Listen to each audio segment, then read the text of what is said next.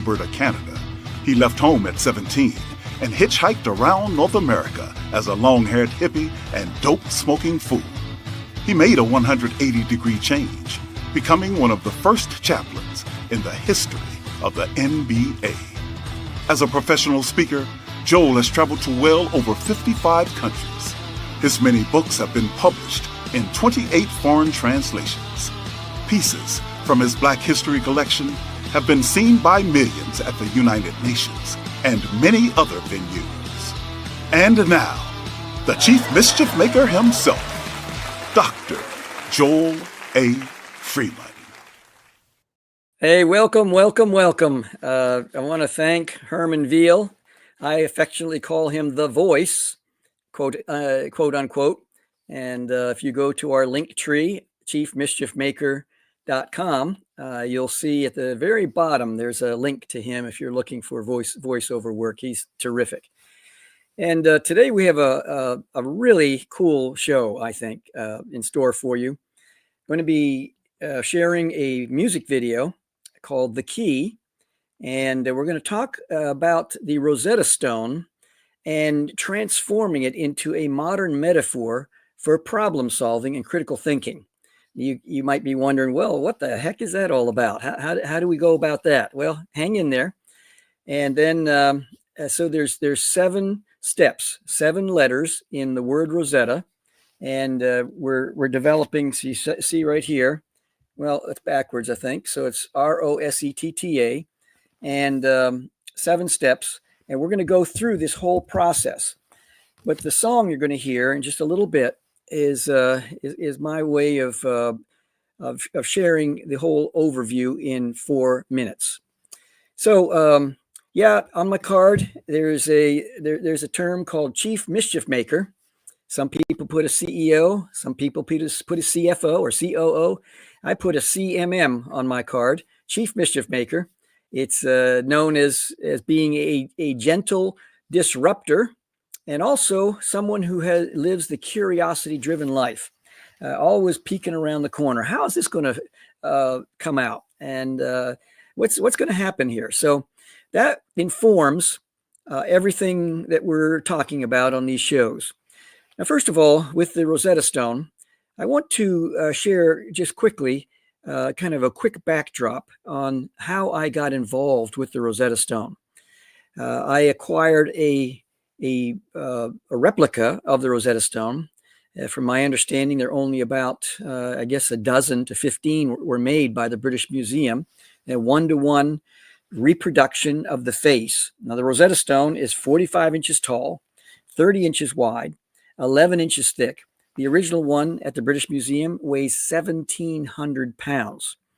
And the replicas that I have created, designed and created, are in museums and private collections and all over the world. And one was used in the movie Night at the Museum Part 3. One of the things that really grabbed my attention was when I saw a show on the History Channel. And they brought together a group of SMEs, subject matter experts, and they came up with a title, 101 Objects That Changed the World.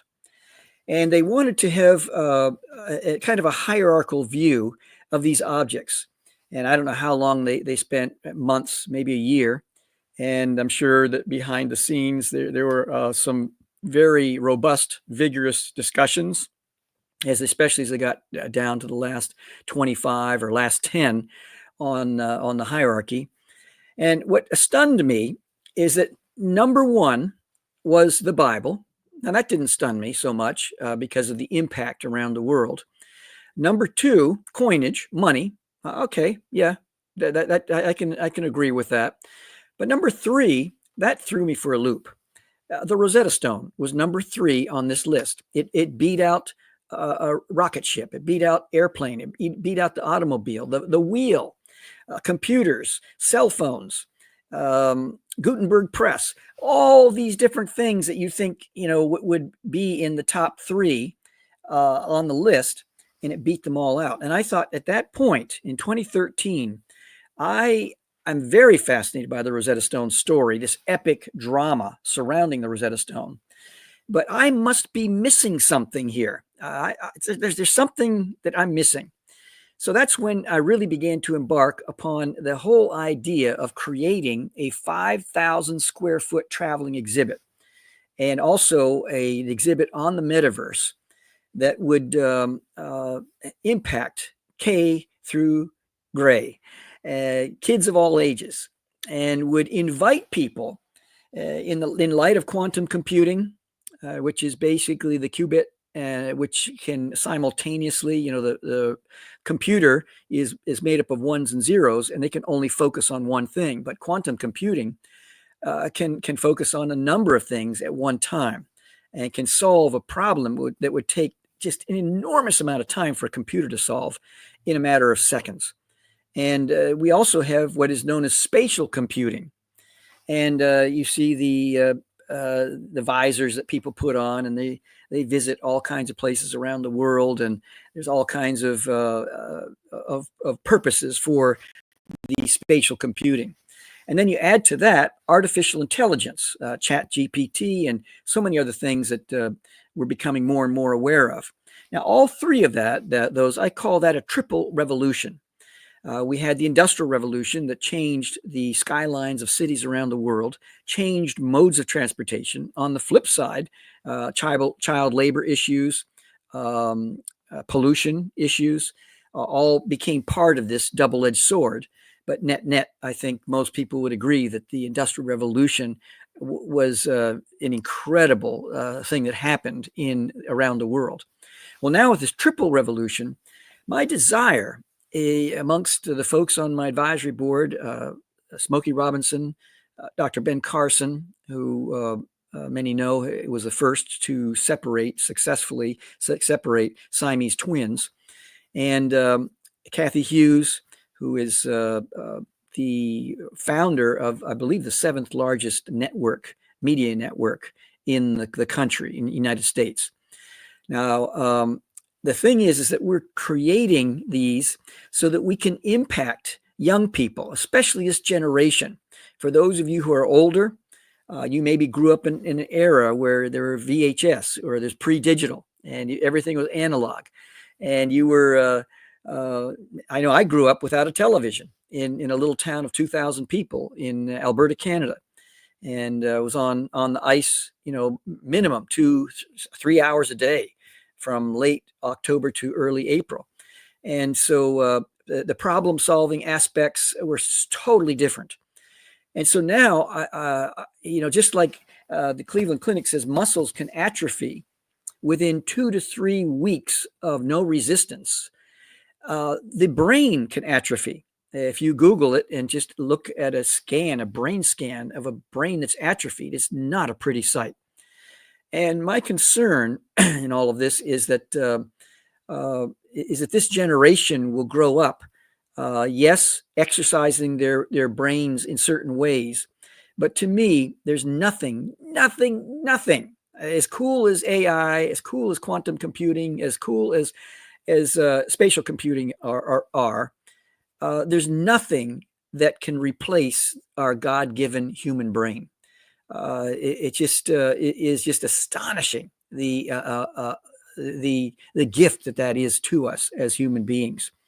So, without further ado, we're going to in a few seconds here. I want to share with you a music video. A good friend of mine, Mark SX, wrote this song and produced it. I asked him. I said, I want it to reach young people, especially. It's done in a hip hop type fashion. So some of you, hip hop is not my genre of music. Some of you might say, I don't know about this. Hang in there, because I want you to think about the impact this is having on K2, 3, 5, 6, 8, 9, 12, college, university. Now, if you're in another country like India or Japan or UK, Australia, you might be having a different set of grade bands, but all in all, it's an opportunity, I think, to create some things that help our young people understand problem solving. So, Mel, in the back room, would you please put on that music video?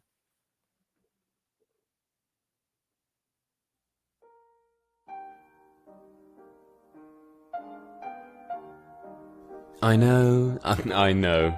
I can't go anywhere without being recognised. I'm a dead ringer for the famous Rosetta Stone. Huh? As a celebrity lookalike performer, the Rosetta clone, I'm accustomed to awkward stares. Go ahead. Look closely at the letters and symbols engraved into my face. It's unmistakable. Ever wondered where that language software program got its name? From the Rosetta Stone, a 1,700-pound slab of rock with a lot of the same words etched into its face in 3 inscriptions about 2,200 years ago. Boy, that chiseling process must have been painful, like getting tattooed all over your cheeks. I guess it turned out okay, because that Egyptian rock ended up becoming a world-renowned language expert, helping Jean Champollion crack the code to hieroglyphics in 1822, which unlocked the mystical secrets of ancient Egypt. How's that for becoming famous? Well, being a rock star is also in my DNA, and fans are crazy about me. I create a buzz wherever I go, especially when performing songs like Are You Clonesome Tonight?, Tears of a Clone, or A Clone Again, naturally. You get the picture.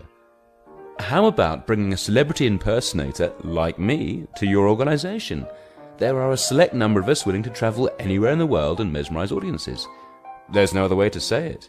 We translate into visitors.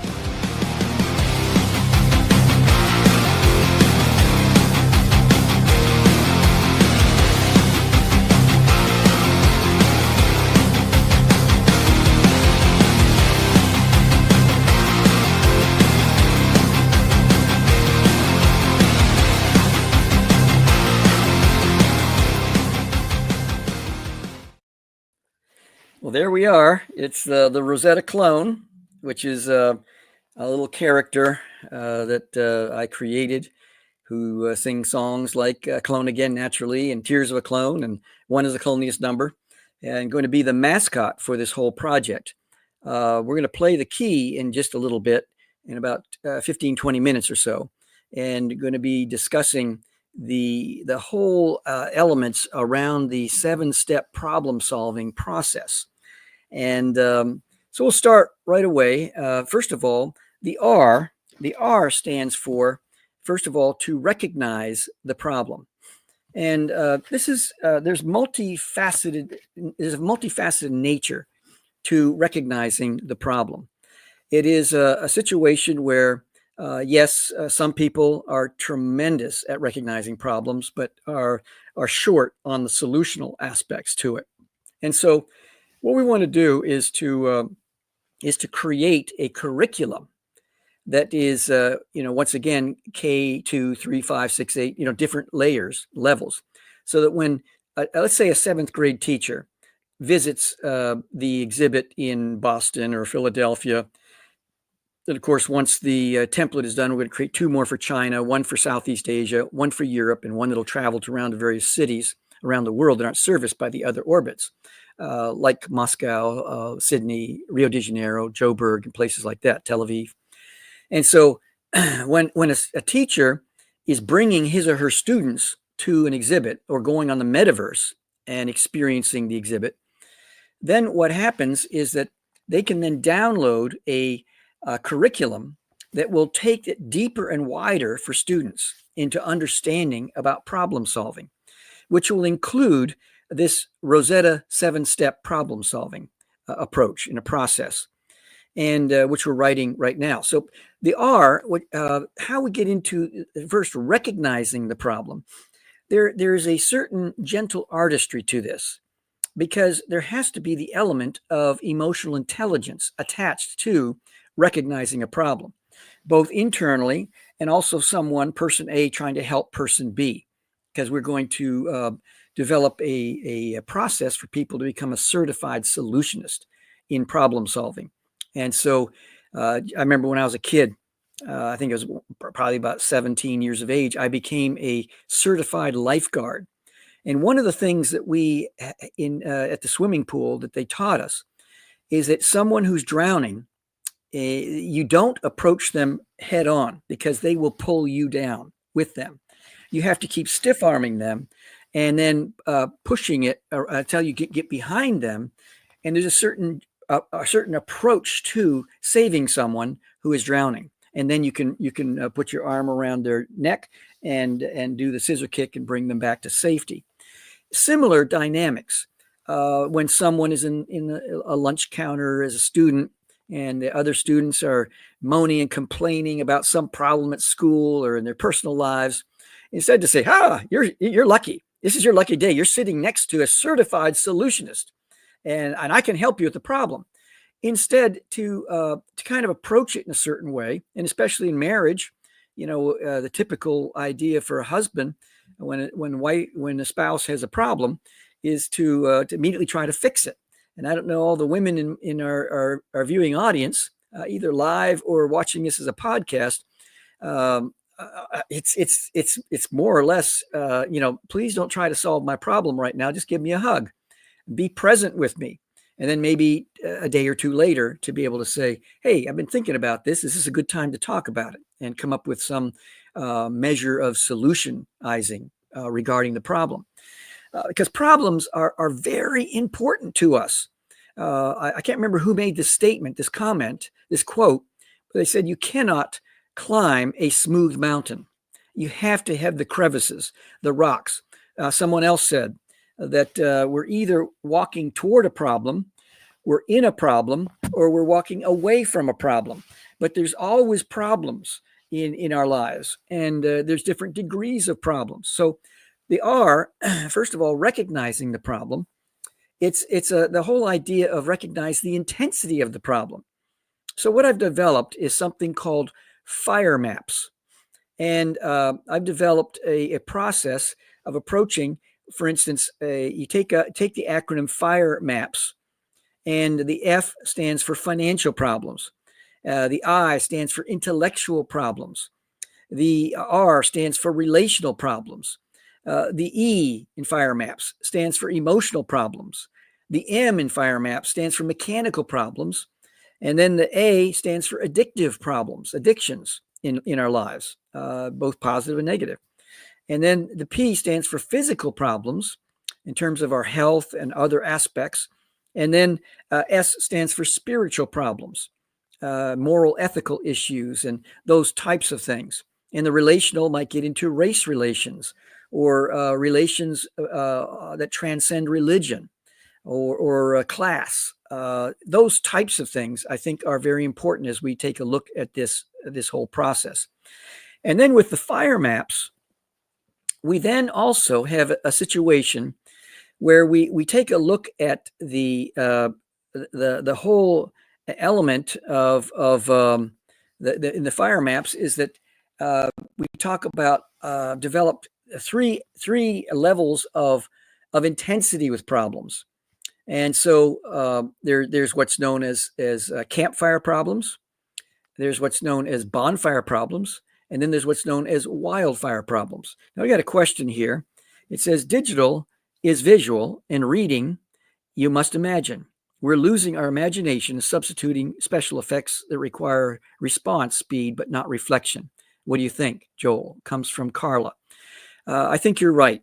I think it's what concerns me is that also there's the realm of our conscience, because someone can claim ownership. Well, I wrote that book. I wrote that song. I wrote that that paper, and really ChatGPT did the writing and put it together. And so it can become a thing where people take ownership. And this is a slippery slope, take ownership for things. And when it comes to intellectual property, I just read yesterday that, different leaders in the tech industry are talking about IP issues and the ownership of IP and trying to do away with that. And so there's just IP stands for intellectual property. And so I would agree, Carla, that no one can create, when you go to a movie and they do all the creating for you, that's one level of creativity and imagination. But when you have to imagine something just through the spoken word or the written word, and the feelings, the everything else, it's just a whole nother level. And that's where our God-given brain comes into play. So thank you, Carla, for that. Yes, so the intensity of problems, we have the campfire, that's regular stuff. And I'm creating an inventory around this so that someone who is looking to solve a problem will take a look at, is this a campfire problem? The campfire problems are just the normal stuff. Do you own a car, an automobile? Do you own a home? Um, there's always something, right? Need a new roof, new siding. Maybe the sump pump isn't working in the basement. If you happen to have a basement and it floods, there's always something. I call that campfire problems. And somehow, some way, we can kind of figure out, well, a roof might last 20 years. So if I'm 18 years into a roof, or 25 years, 18 years into a roof, I might need to start thinking about. So that's all part of the problem solving process. So it doesn't leave the element of a campfire problem become a wildfire problem all of a sudden. So there's some elements to problem solving, I think, that can become preemptive, if you will, that we can anticipate certain things. So the campfire is you prepare for a campfire. If you have a backyard, I don't know if you're in an urban area, but if you go out in the woods and you prepare a campfire, first of all, you look around and make sure there's no low-hanging branches that can catch on fire. And you put stones around it so that you will contain the fire. And then you bring sticks and you build it and you prepare for a campfire. And that's just like owning a home or an automobile or whatever it might be. And the second is the bonfire problem. And once again, with a bonfire, you prepare for a bonfire, right? And you really make sure there's no branches around, in the distance. There's something dangerous about a bonfire with all of the sparks going into the air. And your human body intuitively knows just the Goldilocks rule. What is too close? What's too far? And as the embers come down to embers, and you lean instinctively in, and you know exactly where your body's supposed to be. It's a perfect spot for that bonfire. But there's the idea of danger. So this is what I would view as an entrepreneurial type of a project, where you come up with an idea, developing a new widget, new goods, new services, and then things start taking off. And before you know it, you're running out of product to sell or to ship. And you're going, oh my goodness, that's called the bended knee, where you're just things are happening so fast. That's the bonfire. And once again, sometimes it's almost impossible to anticipate when things get out of control. But it's good to know that when you're you're moving from a campfire to a bonfire problem, that you have assets, you have people you can bring in to help you work through that. And then when we have the wildfire problem, that's when you better bring in accounting, legal, all kinds of folks in to help you deal with this situation. All hands on deck. I don't care if you're working on a project, sir, ma'am, that's due Thursday at 5 o'clock. You're going to have to step away from that project, and we have to come and every head is on swivel, and we're going to deal with this wildfire issue. So those are the elements of intensity that come with a problem. And that's why I think it's important for people to recognize. And sometimes you don't even need an inventory to figure it out. You just go, oh, this is a campfire, this is a bonfire, this is a wildfire. And it's a very easy thing to figure out intuitively. But we're still going to create some sort of an inventory, because when you just that gray area between a bonfire and a campfire may need to have some technical aspects, and just say, well, it leans one way or the other, or vice versa, from a bonfire to wildfire. So that is the recognizing a problem. It is so important, I think, to not be the proverbial ostrich putting our head in the sand. If a bill is due financially, intellectually, you're going to be talking with someone or being involved in some sort of a wonderful debate with somebody about some intellectual issue. political issue, whatever it might be, to prepare in advance for that. Some relational, maybe there's a cross-cultural aspect or an age difference, an elderly and a younger person, trying to connect on some level. In your family system, perhaps a grandparent with a grandchild or great-grandchild.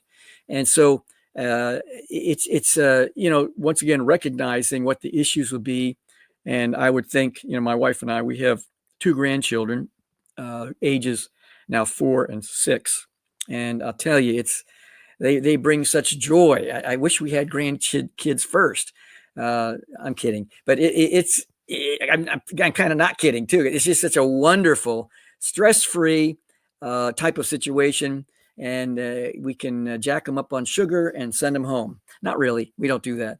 Well, maybe sometimes we do give them ice cream. But relational aspects, and then emotional, it's our emotions pay the price for what our mind thinks. There's a whole school of thought in psychology about that. And so it's the whole idea of understanding when there's an emotional issue to maybe kind of pull the threads.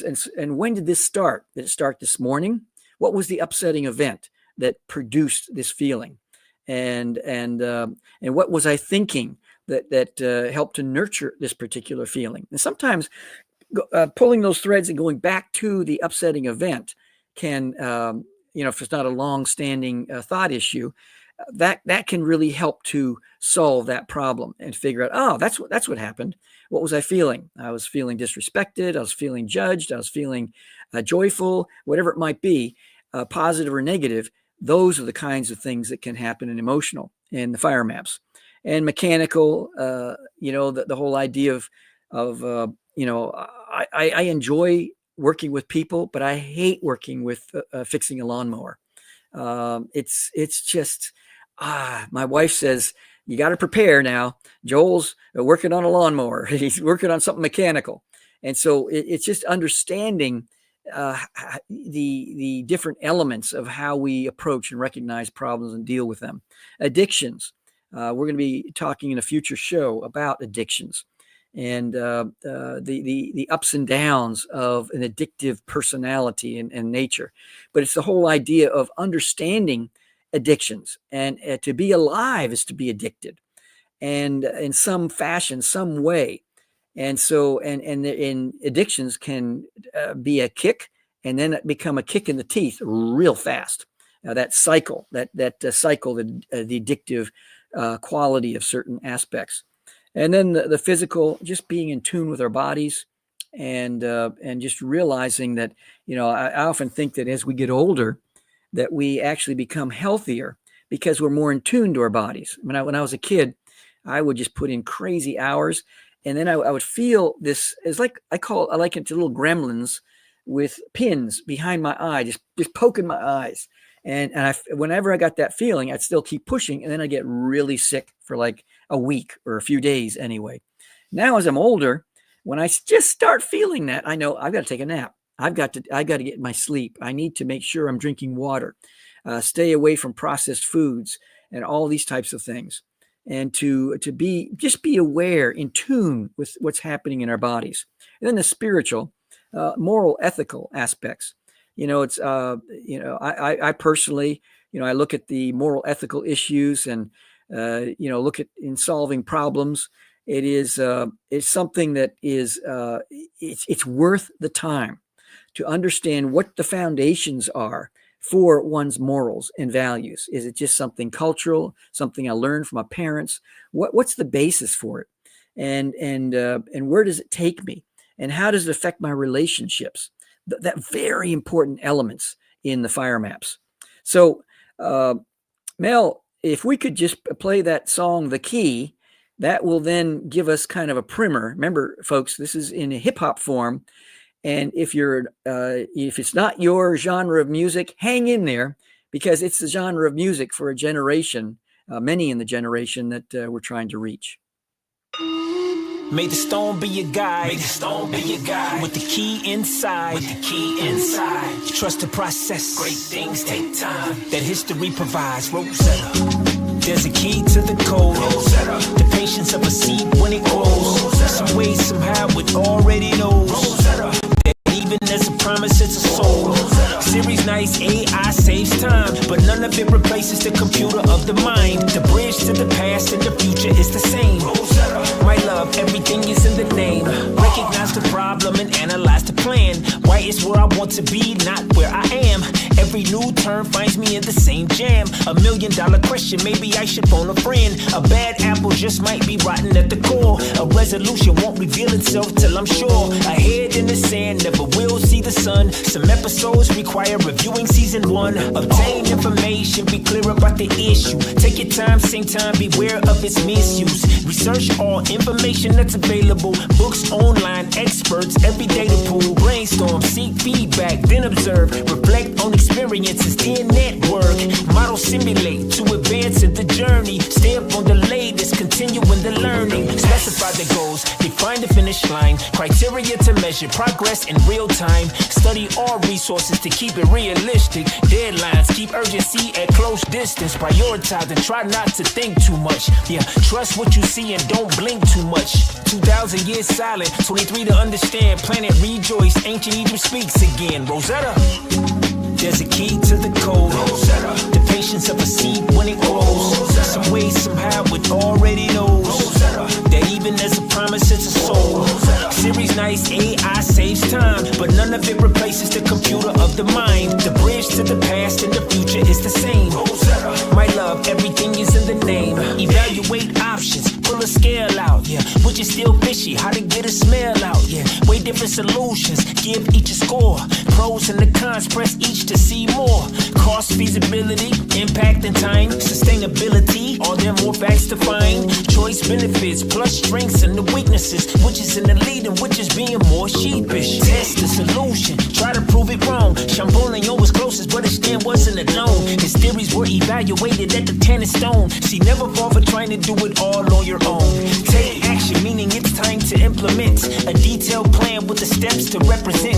Assign roles to the team, KPI. Some of the best answers come in late replies. Assess the results, the final steps upon you. A matrix of metrics is what it all comes to. What are your indicators? Since 1822, we've used the same key to learn all the fundamentals. A stone spoke 3 ways, we knew the first 2.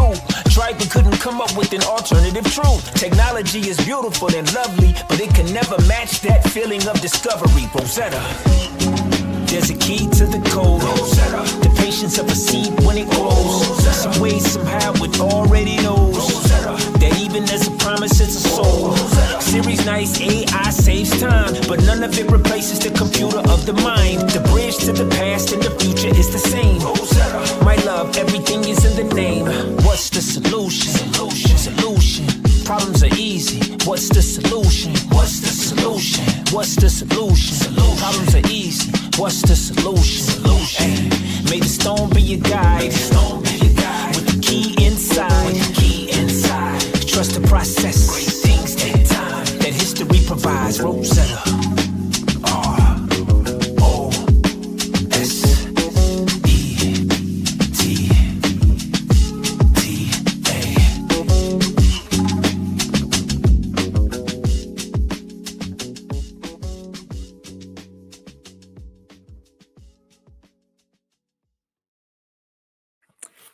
Wow, Mark did a great job on that. Mark SX, so appreciative of his genius, his capability of putting together a song like that. So that gives you kind of a quick overview in 4 minutes. I have something here from what's known as Gentleman's Magazine, the first magazine in history.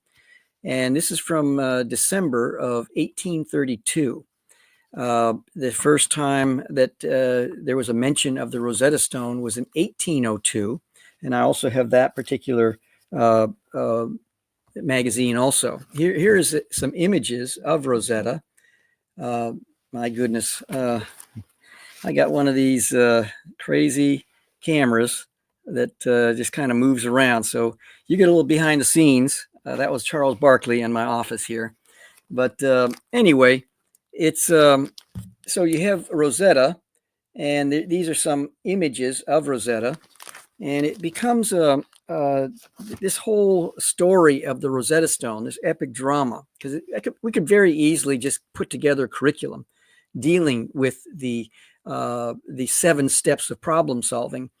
But it's my opinion, and the opinion of many others, that when you wrap it in a story, an epic drama, it has that much more impact. And so the R we already talked about is recognize the problem, recognize the intensity of the problem, the type of problem, and the emotional intelligence involved in approaching someone with a problem, whether it's ourselves or someone else, and also to embrace a problem, to run toward the problem and just say, this is the stuff of life, and to be driven by a curiosity on how this is going to work out. I think that's the stuff of life. That's the spice of life. And it's just a whole different mindset, I believe.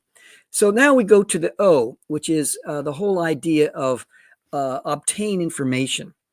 And so when it comes to obtaining information, what's important is that we are realizing that and you embodying the story of the Rosetta Stone is that they went about in 1799 doing a lot of information gathering and data gathering, which thrives in the midst of questions. There's no such thing as a stupid question in the problem-solving universe. And so it's important to recognize that to provide an environment in your family system, on your job, for people to ask questions about things, and to really check out different layers of questions, and to encourage that. And so one of the things in obtaining information that the folks in Egypt, in the Napoleonic Egyptian military campaign, the savants, these intellectual people that were experts in botany, architecture, etymology, hydrology, so many different other disciplines, they wanted to know, are there any other artifacts to which we can compare with similar hieroglyphic symbols on them? So that was question number one. Maybe not number one, but it was in the mix of questions in obtaining information. And this is where the genius of inquisitiveness comes to play. And in fact, when they read the Greek on the Rosetta Stone, and you may remember that there's 3 different inscriptions on the Rosetta Stone: the hieroglyphics, the demotic script. We get the word demos, democracy. The common people use this, is a cursive form of hieroglyphics. And then the Greek. It was Greek because of Alexander the Great conquering Egypt. And so they knew what the Greek said. And in the last sentence of the Greek, it said the same thing will be in all 3 inscriptions. And so, and there was also the hint that this wasn't the only stela. It was not the only rock with this information on it. And so they went all about searching for another Rosetta Stone rock, because this was broken off. It was actually should have been higher. They only had 14 lines of hieroglyphics. And so, could there be another full-size Rosetta Stone in the field somewhere, being used as a doorstep or the front entrance of a large temple or something like that? That was an honest question. And are the hieroglyphic symbols, are they alphabetic? Are they phonetic? Are they symbolic? Are they a combination of all 3? Another honest question in obtaining information. Are the hieroglyphic symbols, do we read them from right to left or left to right? Because Hebrew, reads opposite from reading English. And so with this language, these inscriptions, how do we figure this out? And then another thing is, can we read we can read understand the Greek, and if the same things are written there, as I mentioned before, are the 14 lines of hieroglyphics sufficient to crack the code? And what other artifacts contain these hieroglyphic symbols that can provide more clues? And what is unique about the symbols surrounding the oval? Because there are at least 5.5 in these 14 lines. There's 5.5 ovals, and that's really how they came about cracking the code, is understanding the symbols and the inscriptions within those cartouches. And then what if we actually took the time to count the letters in all three inscriptions separately, and then try to mathematically compare the cadence of the other two inscriptions with what we know about in the Greek inscriptions? So, that's another valid thing to consider. Does this letter match with this one here? And if so, what are there some clues there for us? And so the whole idea there is obtaining information at all costs. No questions stupid. Let's go for this, and then specify goals. Some who wrestled with the cracking of the code to hieroglyphics, they were driven by ego.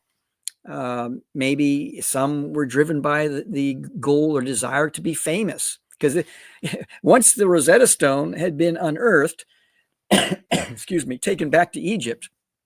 Sorry about that. Taken back to Egypt, they were,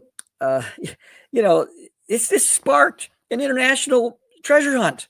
What is this? How do we figure this out? And so some people were driven by fame and by, driven by their ego. And so, most of the 19th century people who had been bitten by the code cracking bug used any means possible to figure out the meanings of hieroglyphics, so that all the humans that were interested in the story could better understand the mores and the folkways of the ancient Egyptian peoples and their culture. And so it became a very interesting thing. So I guess the pro tip here would be to clarify your goals in problem solving as we use the story, the grand epic drama of the Rosetta Stone to understand a little bit more about this. Specify the goals. What do you want to achieve by solving this problem? Is it to be wealthy? What outcomes are you looking for? Now, another thing is that there in obtaining information and specifying goals is that there are many people involved in this whole process. In fact, we go back to the 9th century, and Washia, who was an Arab, he was the first one that actually started messing around with the hieroglyphics, trying to figure this out. Because remember, for centuries, people were coming in, looking at obelisks and the sides of temples, and they're saying, "What is going on here? Is this? Did they let loose graffiti artists, a kindergarten age, around on the land? What's going on here?" So in the 9th century, this gentleman, and then about 100 years later, another Arab by the name of Al-Nadim, he messed around with hieroglyphics, trying to figure this out. And then we move forward into the 17th century, and we have the German priest Kircher. In the 17th century, he was trying to figure things out. They came up with some crazy ideas, folks that were involved in this. We had in 1762 a Frenchman by the name of Bartholomew. He messed around with hieroglyphics, trying to figure it out. We had the Danish priest in the 17th century, Zoega. He also messed around with it. We had some Italians involved in the process, and they were all trying to figure out this thing, this cracking of the code. And of course, Thomas Young later on in 1800s, he was kind of a Johnny-come-lately. He was. There's a book written about Thomas Young. He's a medical doctor, called the Last Polymath. In other words, he knew a lot about a lot. In fact, he wrote 64 entries into the British Britannica Encyclopedia. Can you imagine that? 64 entries. That's crazy. When you think about one man involved, he understood light refractions. And in fact, we have even today, the Young's rule, where you have a drug to be, legal pharmaceutical drug to be given to an adult. There's a certain rule that he uses to be able to say, okay, you can reduce it by this much, and then a young person can take that same medicine and it's safe for them. And so many other disciplines. Well, he came along later, and he had some major breakthroughs in terms of phonetics. One of the first major steps was taken by him. He made significant process recognizing that some of the cartouches on the Rosetta Stone represented names of pharaohs, and he provided the first clues to the phonetic nature of the hieroglyphics. And he did some meticulous analysis of this. De Saussay, who actually was he was the teacher of Jean Champollion, he came up with some ideas also. And in fact, de Saussay warned Thomas Young, don't share this stuff with Jean Champollion, because he will steal it, steal the information. Now, I don't know if that's true, but as this teacher, I think he might have been onto something. I don't know. There's a lot of national pride between the French and the British on who actually gave up the best clues. Although Jean Champollion is the one who is credited for the cracking of the code in September of 1822, 23 years after the cracking of the code of the finding, the unearthing of the Rosetta Stone. And then we have something that we can call evaluating objects. So ROSE, we evaluate options. So in many ways, the people from around the world who were weighing in with various possibilities, they were in their own information silos. And if you work in a corporation, you know what that's all about. Where this person over here or this group is tasked to do some things, and many times people don't share. In the scientific community, there's a lot of pride in coming up with a solution to something, some disease, or cracking some code of some illness or something like that. And sometimes there's these silos. I don't want to share it because I want the credit. I put a lot of brain damage into this, a lot of work, and I don't want to give that up. So the whole idea here is that when you have all these different scholars involved, they were exploring possible solutions, but they were incomplete by themselves. But as the drab of information began to make its way back to Jean Champollion, he at the time, he was from Figeac, France, but he was in Paris at the time, trying to figure this out. A young man, when he was in teens, I think he understood 16 languages, or Coptic, Arabic, and his dad was a rare documents dealer, rare book dealer.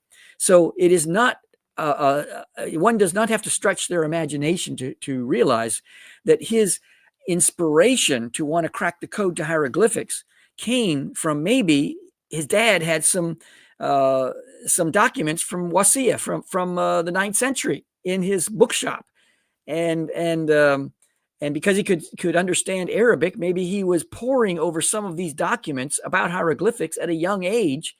And then when the Rosetta Stone was unearthed in 1799, something sparked inside him. I want to be the one who cracks the code to hieroglyphics. And so, you have all these different silos. This was not an enterprise, designed for sharing little to no information with others working on the same problem. And so the pro tip here is no excuses when solving a problem. And you can translate this into a financial issue, intellectual, mechanical, relational, spiritual, physical, moral issue that you're wrestling with in your life, ethical issue. No excuses, no quitting, no blaming, no shaming. Just this epic drama provides hope, revealing that there's no need to wait for a perfect team to solve a problem. I've traveled around the world working with organizations and helping over 55 countries. 7 words in my brand for my company, Freeman Institute, dealing with people who drive you crazy. Those 7 words have dragged me around to over 55 countries around the world. And what has happened many times is that, I try to work to help people get out of their silos, to work together. But the truth of the matter is, and the Rosetta Stone story is to my point, you don't have to wait for a perfect team. You don't have to wait for everything to be, everyone is smiling and working together and sharing all their information with other people and playing nice and all these kind of things. It can be an opportunity to say, okay, we got big egos, long periods of silence. We have diversity, cultural diversity, language diversity. We have different goals involved with different people. I don't think Thomas Young was driven at all by ego in anything he did. He shared freely with what he came up with, and so whatever was driving people, despite what was driving them in their goals to work on this initiative of cracking the code, regardless, they still solved the problem. And that's what I find so intriguing with the Rosetta Stone story, is that we have so much here involved with the specification of goals and then working through all of these in a way that minimizes, you get minimal clues, wrong assumptions, no previous experience, coupled with long periods of silence, geographical distance, as I mentioned, big egos, silos, all these things were part of the picture. And yet still in September 1822, the code to hieroglyphics was cracked, which then unlocked the secrets of ancient Egypt. It's crazy, isn't it? And hopefully the information I'm sharing can translate into whatever you are dealing with, whatever problem you are looking to solve in your life. And I think one of the biggest takeaways from this aspect is just don't quit. Ask different questions. Spend more time. If it's worth starting, it's worth finishing. Be a good finisher in the sense that you evaluate beforehand. Is this a project worth finishing? Okay, I'm going to finish it. Well, as a young man, I would start things and go, oh, a squirrel, there's something new. And my attention span would only go for months. That was a long time on some project. And then I would get involved in something else, and someone would say, well, you were working on something about 6 months ago. What happened? Oh, and then I'd come up with all sorts of extenuating circumstances to why I didn't finish that. And then there came a point where I said, I am going to be someone who finishes well, who finishes what I start. And then I would start things that weren't worth finishing. And then I had to kind of figure the Goldilocks rule out in that, what's just right. And now in my 70s, it's I don't start things unless I'm willing to walk through and finish it. So explore the possible solutions. Once you've studied the problem, brainstorm with the potential solutions, and then consider the pros and cons of each solution. Evaluate the feasibility and the impact on your goals. And then we get into the realm of testing solutions. And this, I think, is so important. This one man, Jean Champollion, with this tenacious drive to be known as the one who was cracking the code to hieroglyphics, he organically became the epicenter of information and the epicenter of analysis, the epicenter of testing solutions. And his knowledge of Coptic and his knowledge of various other Semitic languages, coupled with his dedication to understanding, to want to understand hieroglyphics, gave him an edge over all others. And so I don't care how, there might be other people smarter than you. I remember, for 20 seasons, I was one of the first chaplains in the history of the NBA, National Basketball Association. And there are many players I talked with, and almost everyone to the man told me that there were guys in high school and college that were better than them, but just didn't have it up here, didn't have the mental toughness for dealing with this. So, Champollion, he was an unusual child. He was mercurial, highly emotional, quixotic. He was brilliant. And everything I've read about him, shows that he was, he might have been on the spectrum. I don't know, in some ways, but his knowledge of Coptic and various other Semitic languages and all these different things, he just hung in there, and never once did he exhibit the bent toward being a team player. Excuse me, not once. And so while others shared their information with him. I guess he just said, I'm going to be the one to crack the code.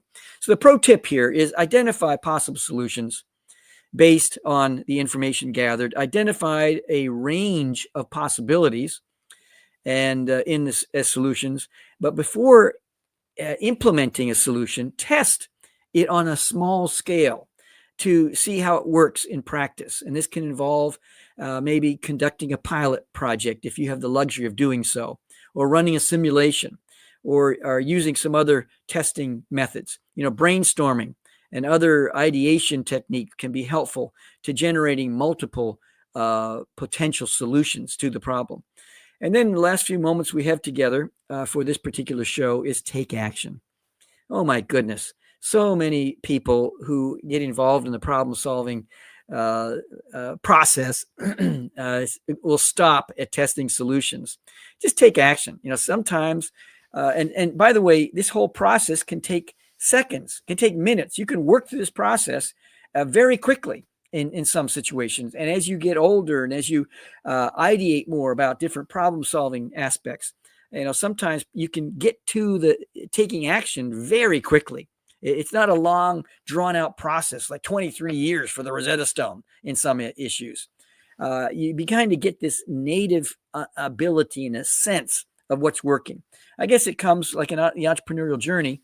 You go down one blind alley, and you come back to the center, and you go down another blind alley, another one. Hopefully, each time you're going down a blind alley, you're not going down as far as you did previously. You're learning from the previous blind alleys until you finally say, oh, okay, I can go down this blind alley for 4 or 5 minutes and figure this out. That's the wrong way to go.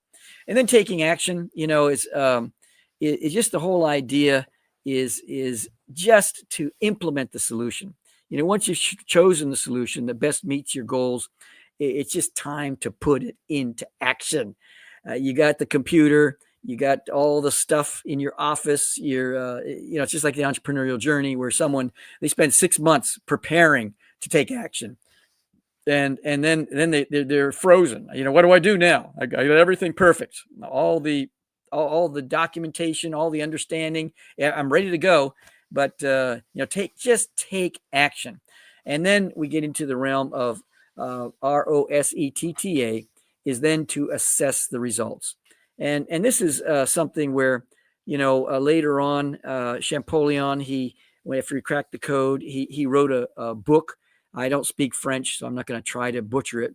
But he wrote some things in 1824. Remember, cracked the code in 1822, and he continued to test his results.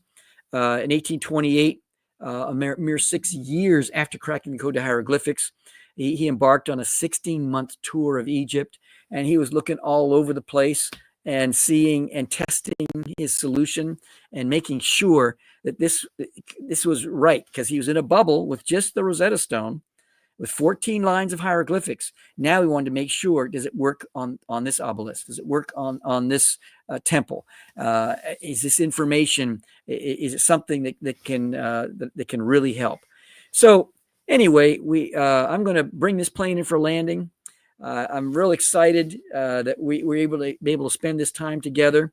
We've got some very exciting shows coming up for you, and you are the reason we're doing this, because we want to serve up some things that hopefully will stimulate you intellectually, but also challenge you along with myself to live our best lives. Thank you. Ebity. That's all, folks.